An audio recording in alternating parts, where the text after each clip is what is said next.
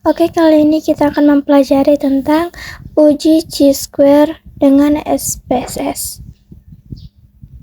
Seperti biasa, kita pahami dulu konsep dasar dalam uji chi-square, yang dimana poin yang pertama adalah uji chi-square atau uji chi kuadrat.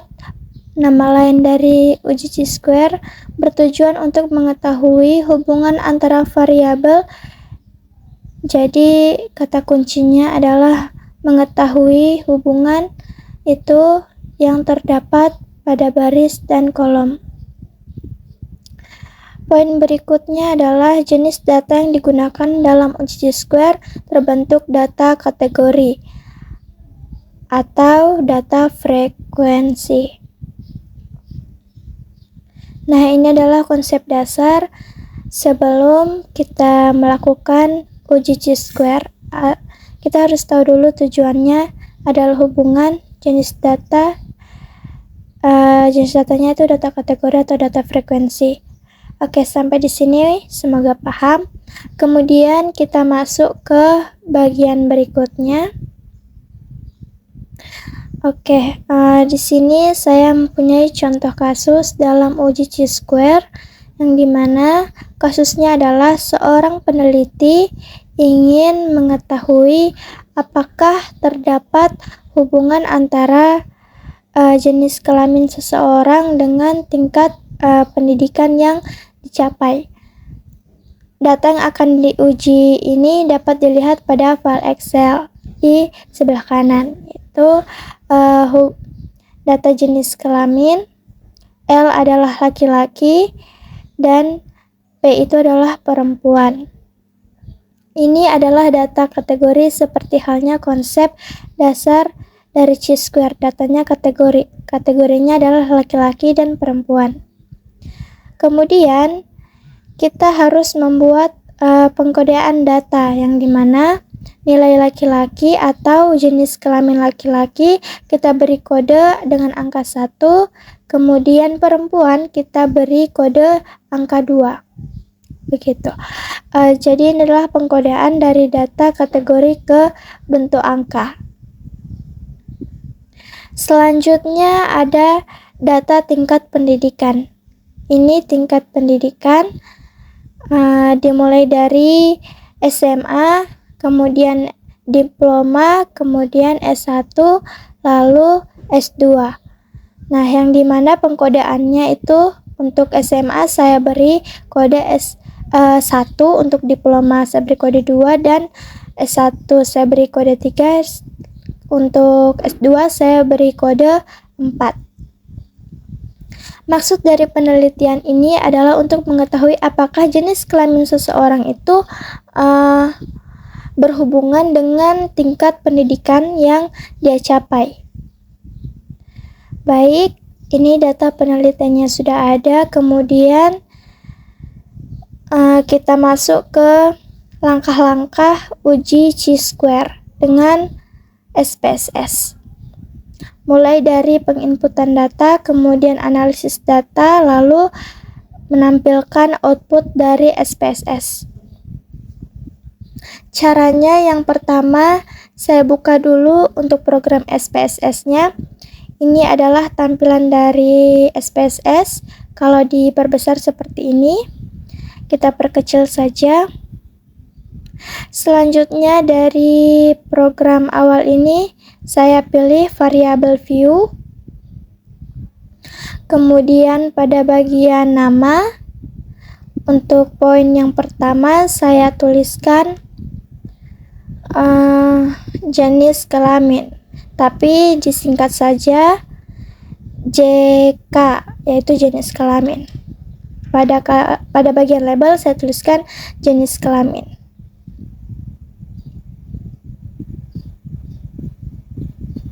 Nah, jadi seperti ini.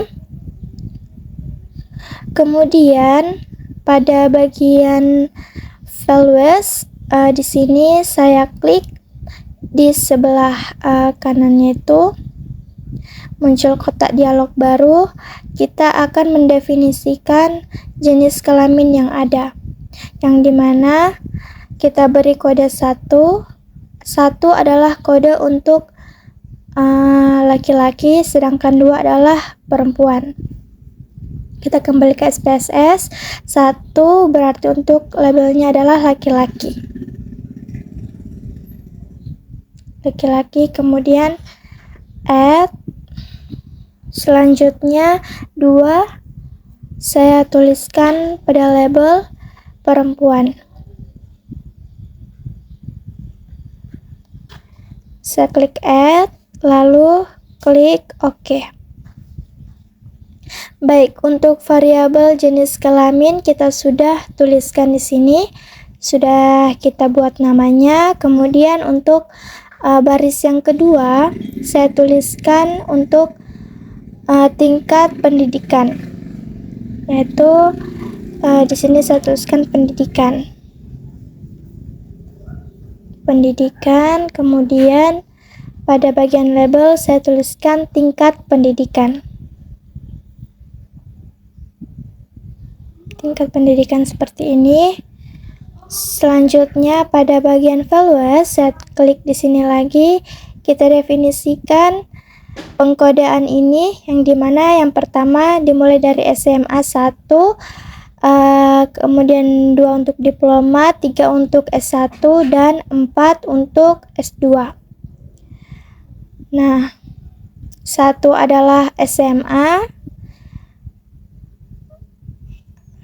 kemudian 2 adalah diploma,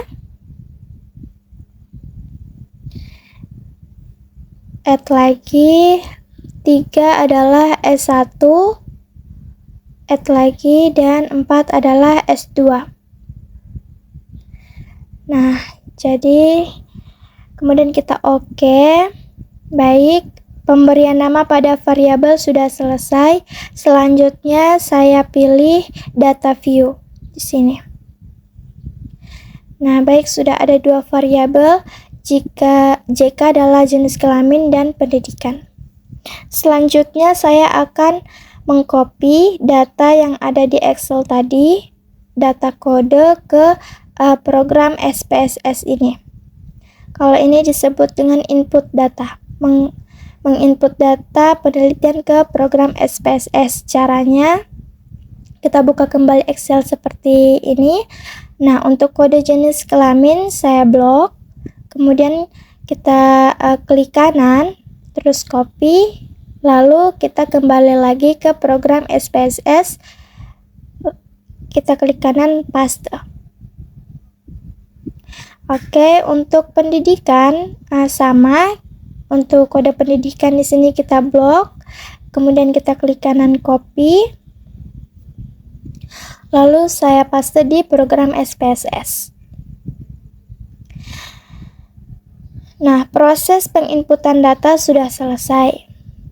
Jadi nanti tergantung situasi, kalau misalnya dalam contoh jenis kelamin dan tingkat pendidikan. Tapi kalau misalkan teman-teman nanti misalkan tingkat pendidikannya itu dimulai dari SD, nanti kita kodekan saja SD-nya itu dimulai dengan 1, SMP 2, SMA 3, dan seterusnya. Kemudian kembali lagi ke data view, datanya sudah diinput, kemudian masuk ke analisis data. Caranya adalah dengan kita pilih analyze, kemudian saya pilih di sini descriptive statistic, lalu pilih di cross tab,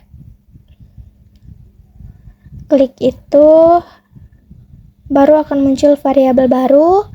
Untuk jenis kelamin saya masukkan ke kolom sebelah kanan pada tulisan row. Kemudian untuk tingkat pendidikan saya masukkan ke kolom. Artinya kita akan menghubungkan seperti konsep dasar tadi antara baris dan kolom. Nah, kembali lagi, selanjutnya saya pilih statistik, kemudian kita centang pada pilihan chi-square. karena kita melakukan uji chi-square, jadi kita centang chi-square. Lalu kita pilih continue. Yang lain tidak usah dicentang, kita centang saja pada chi-square. Kemudian continue. Kemudian oke.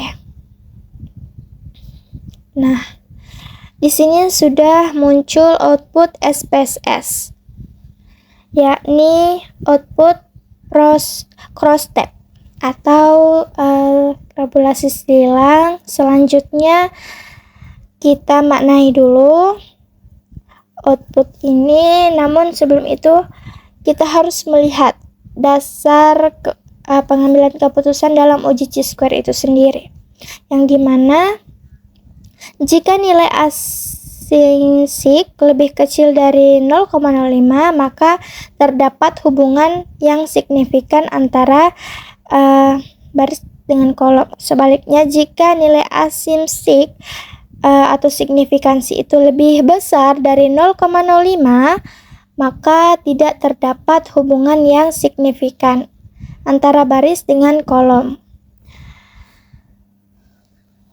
Kita lihat dari output ini, saya jelaskan untuk output just processing summary ini. Di sini menjelaskan data penelitiannya adalah jumlah sampelnya sebanyak 33 dan dimasukkan semua, jadi tidak ada yang dibuang, artinya 100% masuk. Baik itu pada data, jenis kelamin maupun tingkat pendidikan. Untuk missing data yang tidak masuk 0 karena kan semuanya masuk. Kemudian untuk jenis kelamin, tingkat pendidikannya itu cross tabulasi silangnya itu maknanya adalah untuk jenis kelamin laki-laki yang punya tingkat pendidikan SMA sebanyak 3 orang, untuk diploma 2 orang, S1 ada 19 orang, dan S2 ada 4 orang. Totalnya adalah 25 dari responden laki-laki. Kemudian untuk perempuan, yaitu lulusan SMA ada 2, yang diploma ada 1, dan S1 ada 4, dan S2 ada 1. Jadi total respondennya ya data dari jenis kelamin perempuan adalah 8 orang.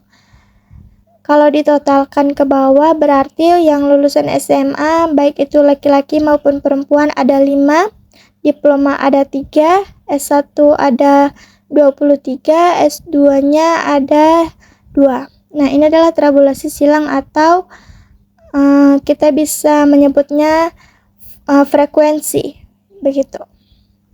Frekuensi ataupun statistik deskriptif dari data penelitian.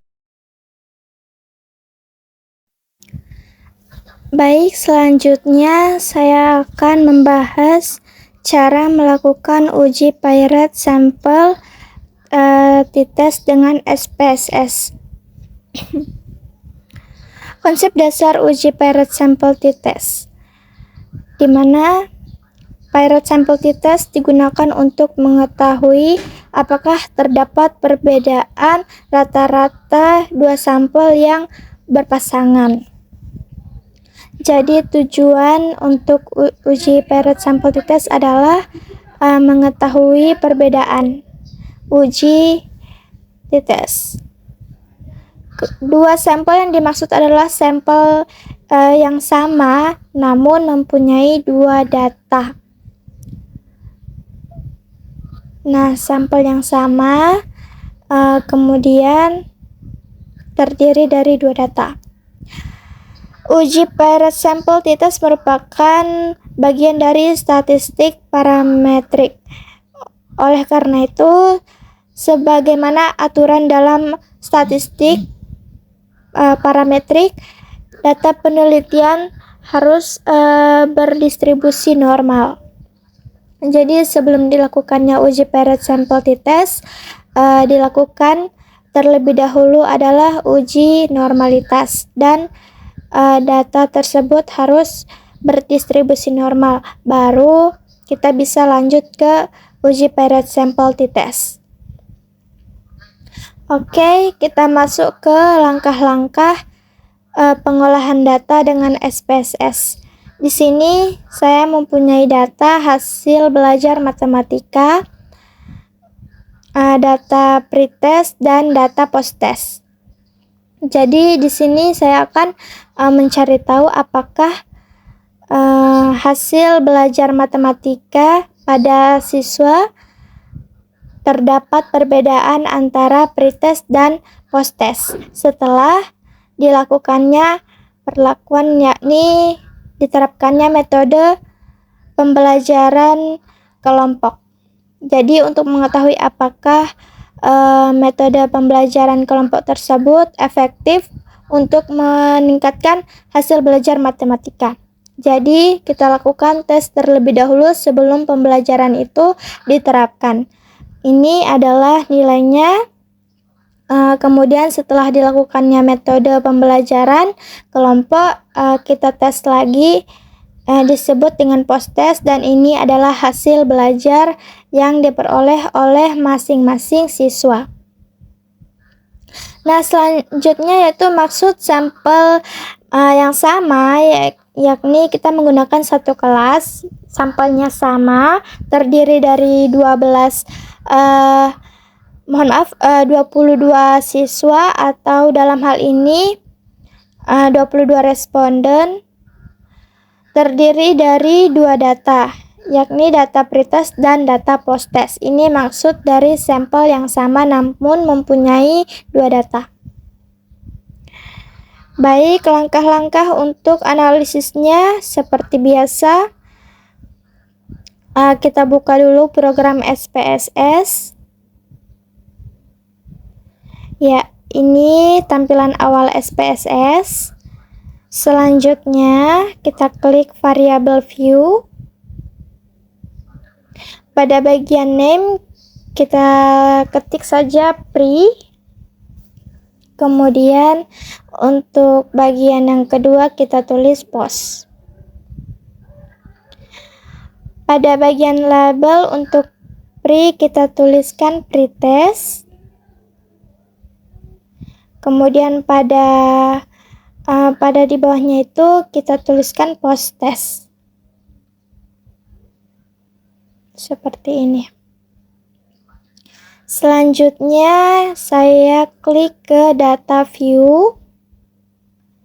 Dan tampilan ini saya akan memasukkan angka-angka yang ada di Excel, angka-angka hasil belajar siswa untuk pretest dan posttest. Caranya sama seperti video sebelumnya, kita buka Excel terlebih dahulu, kita blok pada bagian hasil belajarnya di posttest dan pretest, kemudian kita klik kanan, copy, lalu kita paste di program SPSS.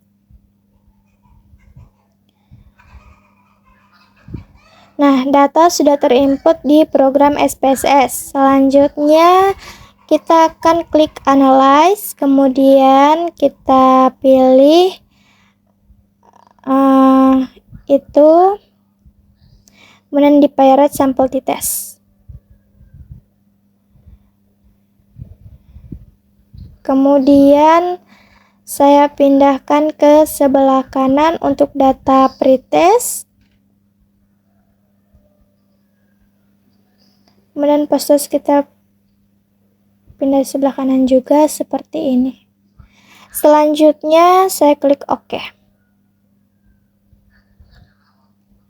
Nah, ini adalah output SPSS yang nanti akan kita bahas satu persatu dari pengeluaran hasil SPSS ini. Ini untuk mengidentifikasi apakah ada perbedaan antara hasil belajar siswa pada pretest dan posttest.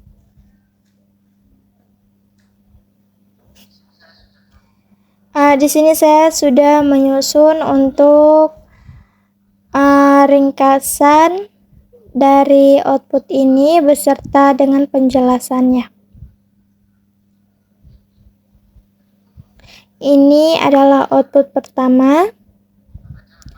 Kita baca pada output ini diperlihatkan hasil ringkasan statistik deskriptif dari kedua sampel atau data pretest dan pretest. Mean adalah nilai rata-rata dari pretest sebesar 68,2273 dan untuk posttest nilainya dan N adalah jumlah sampel yang dipakai, yaitu 22 sampel. Dan di sini juga diinformasikan standar deviasi dan juga standar error mean. Nah, kemudian untuk output yang kedua yaitu paired sample correlation. Yang ini pada bagian kedua output ini adalah hasil korelasi atau hubungan antara kedua data atau variabel, yakni pretest dan posttest. Nah, ini adalah output yang kedua menjelaskan apakah terdapat hubungan antara pretest dan posttest melalui uji korelasi. Nah, korelasi di sini adalah person product moment.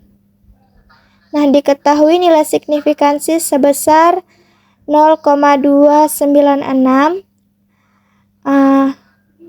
0,95 artinya lebih besar dari 0,05. Nah, sebagaimana dasarnya pengambilan uji korelasi, karena nilai signifikansi lebih besar dari 0,05, maka indikasinya tidak ada hubungan antara pretest dan posttest.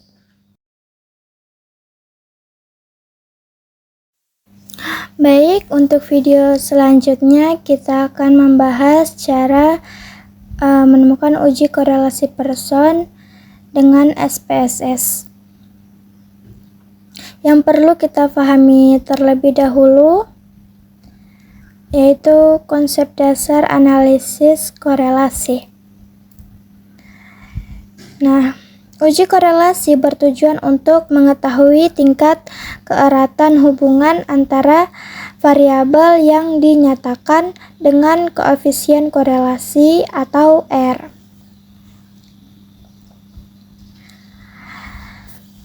Nah, sederhananya, uji korelasi dilakukan untuk mengetahui apakah variabel X berpengaruh terhadap variabel Y, sekaligus mengetahui tingkat hubungannya itu apakah termasuk kategori sedang, erat, atau kategori yang sangat sempurna. Selanjutnya, jenis hubungan antar variabel X dan Y dapat bersifat positif dan negatif. Jadi sifat hubungan antara variabel X dan Y dapat ada yang positif dan ada juga yang negatif. Nah, kalau positif artinya itu semakin tinggi variabel X maka akan meningkatkan variabel Y. Nah, sebaliknya ada juga yang bersifat negatif. Kalau yang negatif itu berarti semakin tinggi variabel X, maka akan menurunkan variabel Y. Seperti itu. Jadi itu adalah konsep awal yang perlu dipahami dengan baik sebelum melakukan analisis korelasi. Selanjutnya kita masuk ke langkah-langkah pengolahan data dengan SPSS. Di sini saya mempunyai data yang sudah saya rekap di program Excel untuk mempermudah urutan datanya nanti di SPSS. Yang pertama di sini saya mempunyai data motivasi atau X dan data kinerja seperti variabel Y. Dan data ini saya akan mencari tahu apakah motivasi ini berhubungan dengan kinerja. Nah, kinerja karyawan. Nah, di sini saya mempunyai sampel berjumlah 53 sampel. Oke, kita lanjut untuk proses pengolahannya. Saya buka untuk program SPSS terlebih dahulu seperti ini. Nah, kemudian dari SPSS ini saya klik variable view. Seperti biasa untuk name kita berikan huruf X, dan untuk baris kedua kita berikan Y. Sementara itu untuk pada bagian label, untuk X kita berikan motivasi. Maksudnya kita ketik motivasi ya, bukan berikan motivasi. Nah, untuk Y saya tuliskan kinerja. Nah, seperti ini. Maka langkah selanjutnya saya klik data view di samping variable view tadi. Nah, di sini sudah muncul untuk huruf X dan juga Y. Nah, selanjutnya kita akan copy data yang ada di Excel tadi untuk dimasukkan ke program SPSS ini sesuai dengan variabel yang sudah di sini, yang sudah dibuat ini. Kemudian kita ke Excel dulu, kita blok, kemudian kita klik kanan, kemudian kita copy. Nah, selanjutnya kita pergi ke program SPSS lagi, kita paste di sini, klik kanan, kemudian paste. Nah, untuk itu kita pengecekan kita turunkan ke bawah. Kalau sudah sudah full, sampelnya sudah cocok. Nah, langkah berikutnya adalah analisis data. Saya pilih analyze. Kita klik analyze, kemudian kita pilih correlate ini. Kemudian kita blok kedua data. Nah, kemudian kita pindah ke kolom variabel. Nah, pada bagian korelasi efisien, kita beri tanda centang pada bagian person, karena kita akan menguji korelasi person. Kemudian test of significant untuk, nah, kita centang. Nah, selanjutnya yang terakhir kita tinggal oke. Di sini muncul output untuk analisis korelasi.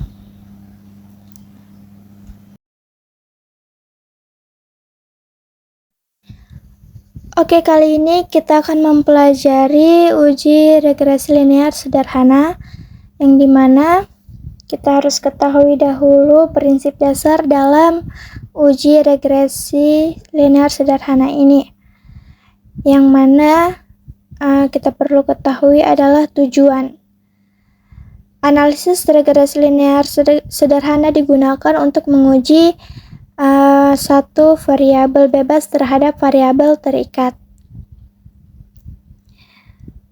Poinnya adalah uji regresi ini untuk mengetahui ada atau tidaknya pengaruh antara satu variabel, hanya satu variabel terhadap variabel terikat. Lanjut, syarat uji regresi linear sederhana adalah data itu valid dan reliable, khusus untuk data linear. Sedangkan data juga harus lolos juga asumsi dasar, mencakup uji normalitas dan juga linearitas. Dasar pengambilan keputusan dalam uji regresi linear sederhana mengacu pada dua hal, yaitu yang pertama, bisa dengan cara membandingkan nilai signifikansi dengan nilai probabilitas 0,05.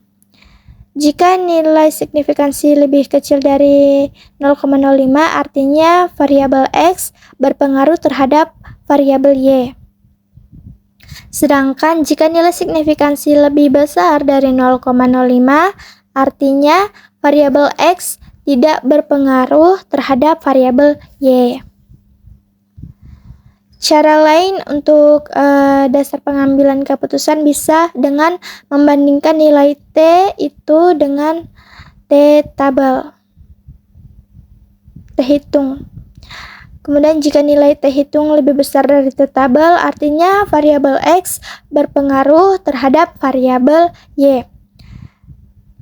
Sebaliknya, jika nilai T hitung lebih kecil dari T tabel, artinya variabel X tidak berpengaruh terhadap variabel Y. Nah, ini adalah konsep dasar atau acuan dasar yang harus kita pelajari terlebih dahulu sebelum melakukan analisis regresi linear sederhana. Kemudian kita lanjutkan pada tahap praktek pengolahan data menggunakan SPSS. Yang pertama, kita buka dulu program SPSS-nya.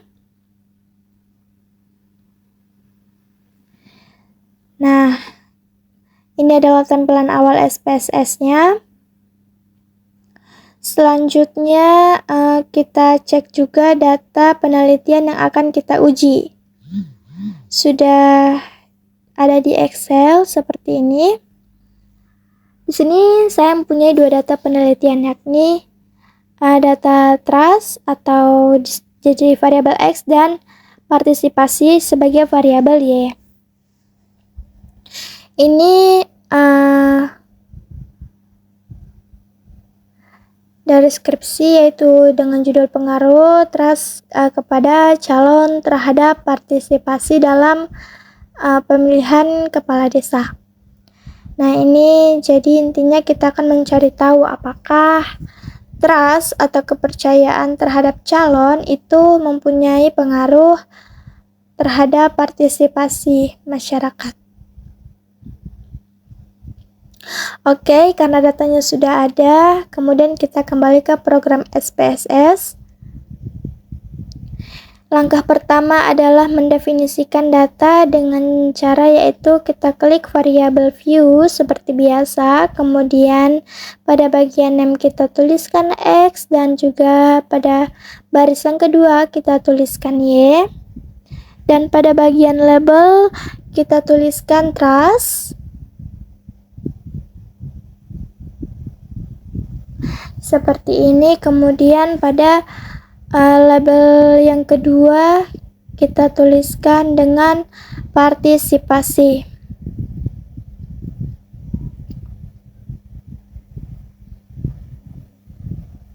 Partisipasi. Nah, jika sudah seperti ini, selanjutnya kita klik ke data view. Di sini sudah ada nama variabel X dan juga variabel Y yang sudah kita buat tadi. Kemudian kita akan mengcopy apa yang ada di Excel tadi ke SPSS. Caranya kita buka Excel. Seperti biasa kita buka Excel, kemudian di sini ada data 53 sampel, kemudian kita blok angka yang akan kita copy. Kemudian kita klik kanan, copy dan kita paste ke program SPSS-nya. Nah, ini disebut dengan proses penginputan data, dan langkah selanjutnya kita akan klik analyze.